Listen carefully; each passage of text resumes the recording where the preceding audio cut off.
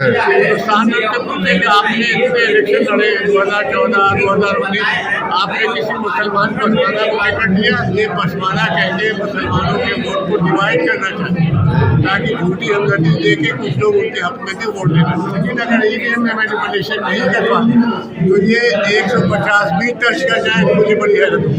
कि ईवीएम की बात कर रहे हैं, सूरत में तो बीजेपी का कैंडिडेट भी जीत गया, सबसे पहले बीजेपी के कैंडिडेट जीत गए। अरे मेयर का इलेक्शन आपने पंजाब में चंडीगढ़ में देखा होगा जी, वहाँ पर किस तरीके से प्रिजाइडिंग अफसर थे जी, और डिस्क्वालीफाई कर दिया जो बीजेपी के खिलाफ वोट थे। ये घपलेबाजी ये बहुत अभी जो असेंबली का इलेक्शन हुआ था यूपी जिसमें समाजवादी पार्टी की गवर्नमेंट बनने की वजह हुई, उसमें कम से कम 38 असेंबलीज में रातों रात घपला करने की कोशिश की।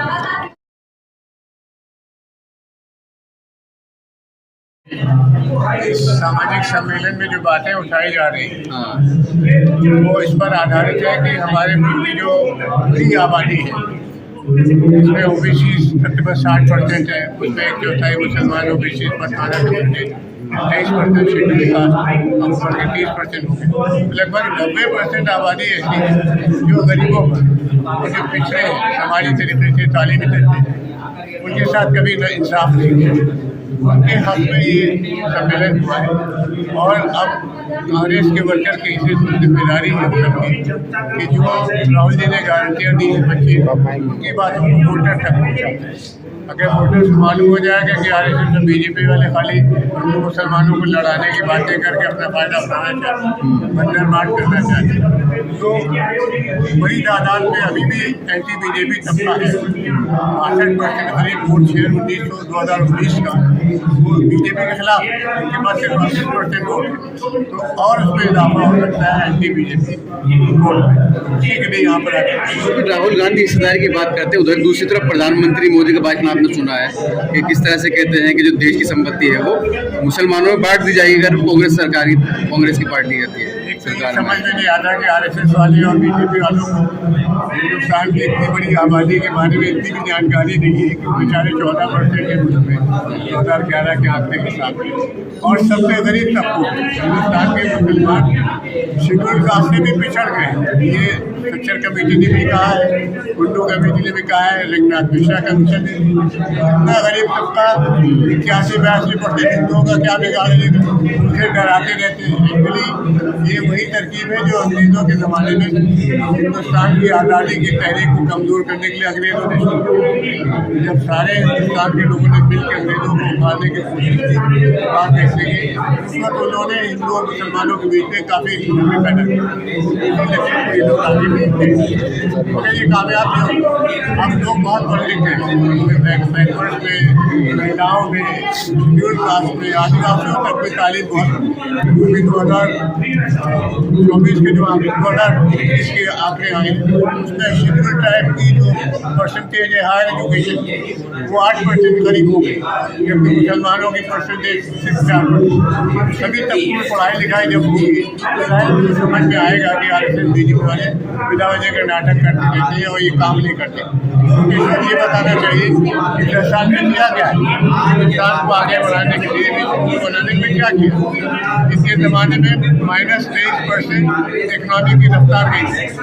75 साल में किसी ईयर में ऐसा नहीं हुआ कि निगेटिव 23% डाउनफॉल हुआ इकनॉमी के इनके ज़माने में। इनके ज़माने में बेरोजगारी रिकॉर्ड बढ़ी, 42% ज़्यादा बेरोजगार, और जो पढ़े लिखे ग्रेजुएट हैं उनको और भी ज़्यादा बेरोजगारी। जितना परसेंटेज चाहिए उतनी बेरोजगारी परसेंटेज। ऑर्डर की हालत आप देखिए, जगह जगह पर जिसको जो चाहता है अपनी मार देता। अब अदालतों तक में भी लोगों को मारा जा रहा है, कुछ नहीं हो रहा। और असल इश्यूज है हिंदुस्तान के, उससे साइड ट्रैक करने के लिए ये डब्ल्यू बजाते हैं। इस तरह के भाषण जिस तरह से प्रधानमंत्री दे रहे हैं, न वो रोजगार की बात करें, न महंगाई की बात करें, न विकास की बात कर रहे हैं तो कांग्रेस के मैनिफेस्टो कांग्रेस के मैनिफेस्टो से घबरा गए। उनको ये पता है कि कांग्रेस का मैनिफेस्टो, कांग्रेस पार्टी की तारीफ में इतना अच्छा इनकलाबी मैनिफेस्टो मैंने देखा। आप शुरू से देखिए 1885 में इतना अच्छा मैनिफेस्टो दिया। इंदिरा गांधी जी के ज़माने में भी इतना खुल के बातें नहीं कही गई थी जितना आप कही। उससे आवाम प्रेरित होंगे, उससे जनता जो जाएगी कांग्रेस के गठबंधन के हक, उससे घबराए हुए इसलिए बौखला परेशान होगी। लेकिन सर पसमानदा मुसलमान जो है वो तो मोदी जी दावा कर रहे हैं हमारी तरफ बहुत तेजी से आ रहा है, तरक्की कर रहा है पसमानदा मुसलमान। देखिए पसमानदा मुसलमान जो है वो वही है जो हिंदुओं में ओबीसी का तबका जो है वही जब मुसलमान होते हैं तो उनको पसमानदा कहा जाता है। उनकी हालत और दूसरे तबकों की हालत कोई खराब मतलब कोई अलग अलग नहीं है। अब बीजेपी जो है जब हिंदू पसमानदा कम्युनिटी के हक में कुछ नहीं कर रहा, अभी किसानों का 3 साल तक चलता रहा प्रोटेस्ट, 150 से ज़्यादा मौतें हुई, सब पसमानदा ग्रुप के लोग दूसरे तबके के किसान होते उनके लिए क्यों नहीं किया? जब पसमानदा हिंदू दूसरे तबके लिए RSS नहीं करना चाहिए तो मुसलमानों के लिए क्या करेंगे? तो मुसलमानों के लीडर को अच्छी तरह समझ करना। मोदी जी कह रहे हैं कि मेरी कोशिश है कि ज़्यादा से ज़्यादा हज में कोटा मिले मुसलमानों को और सऊदी जाएं मुसलमान। सऊदी क्यों जाए?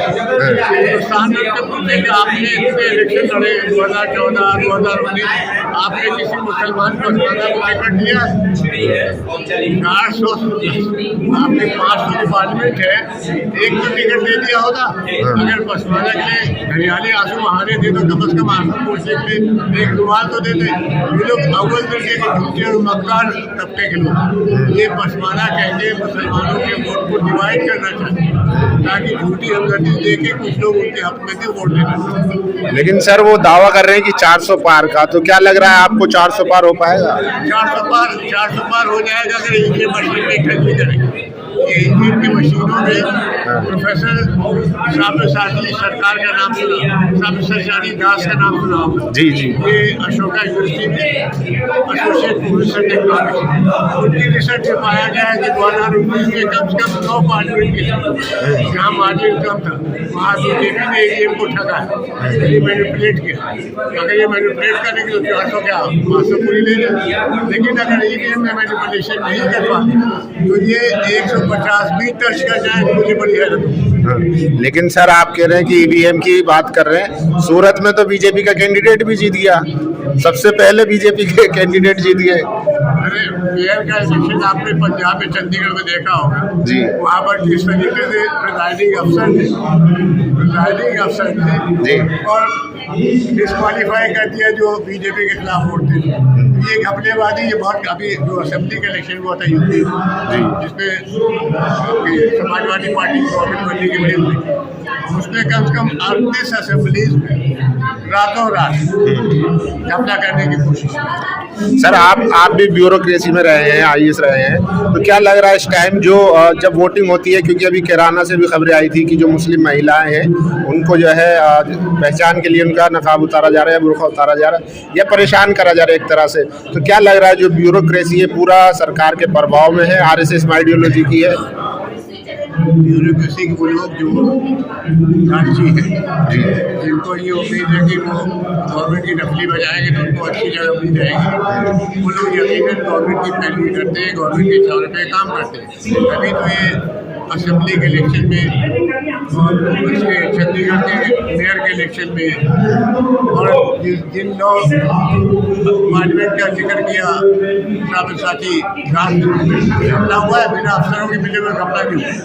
लेकिन मैं ये कि हमारा सिस्टम अगर मजबूत नहीं किया जाता और ईवीएम को हैक किया जाता है और इलेक्शन फर्जी होते हैं तो हमारी बदकिस्मती उसी तरह की होगी जैसे पाकिस्तान के लोगों की, म्यांमार के लोगों की, श्रीलंका के लोगों की और नेपाल के लोगों की। वहाँ पे तो डेमोक्रेसी को कमज़ोर किया गया। जब डेमोक्रेसी कमज़ोर है तो आम आदमी सबसे ज़्यादा पीड़ित। म्यांमार में किसी की नदी में तो जिसको चाहता है माता पिता, हम लोग ऐसा हिंदुस्तान को नहीं बताते। लेकिन प्रधानमंत्री तो कहते हैं कि अगर बाबा साहेब भी खुद भी आ जाएं तब भी संविधान बदलने वाला नहीं है, डेमोक्रेसी को कुछ नहीं होने वाला है, ये सब अफवाह है, भ्रम फैलाया जा रहा है। गलत कह रहे हैं, सही बात नहीं है। अगर ऐसा है उन्हीं की पार्टी के सीनियर लीडर ये कह रहे हैं कि 400 सीटें आ गई तो संविधान में बदले। हाँ। मोहन भागवत साहब ने 2019 में तो कहा था कि हम संविधान को पुनर्विचार करने की जरूरत है। उनके इरादे 1925 से भारतवर्ष को सेक्युलर डेमोक्रेसी के बजाय थियोक्रेटिक यानी धर्म बेस्ड एक राज बनाना चाहते हैं। और ये धर्म बेस्ड तो बांटा है कि 10% जो अपर कास्ट के लोग उनकी हुकूमत चाहती है और डेमोक्रेसी में 10% हुकूमत चलती नहीं। इस वजह से ये धर्म की हुकूमत हो जाती है। चलिए, थैंक यू।